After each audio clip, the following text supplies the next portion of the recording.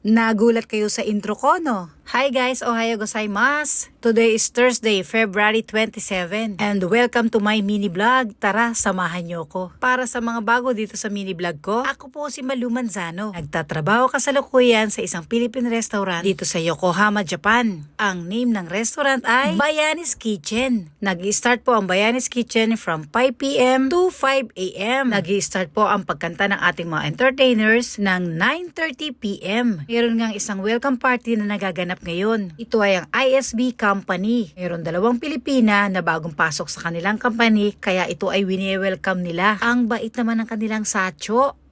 Sa isang grupo, meron talagang kengkoy na bumabasag ng katahimikan, nagbibigay ng ekstra ng kasayahan para ang buong team ay maenggan yung sumayaw. Siya nga po si Yuya-san, ang pinakakomedyante sa kanilang grupo. Talaga namang star of the night. Kasi nga gusto niya mapasaya ang kanyang mga kasama. Ayaw nila ng dull moment. Kahit naman ako pag-a-attend ako ng party, ako ang bumabasag ng katahimikan. Kasi nga pag puro kayo tahimik, ay wala, boring. Pumunta naman ako sa kitchen. Dahil bagong luto nga itong chicharong baboy. Bang di pa nga nalalagyan ng asin. Kailangan matikman na natin yan. Alam niyo ba guys? Kakarating na ito ng Osaka. Ito nga tumitikim ngayon ng chicharon, galing pa ng Pilipinas. Siya po si Sir Tugs Bernardo, isang businessman galing from Bulacan. Pumasyal sa Bayani para kumain lang ng chicharong baboy. Wow!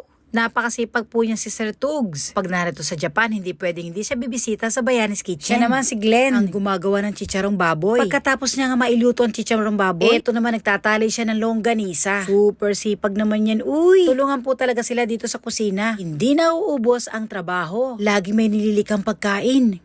Ito ngang garlic longganisa ay napakabili na rin. Bukod sa masarap na, ay pagkataba-taba pa.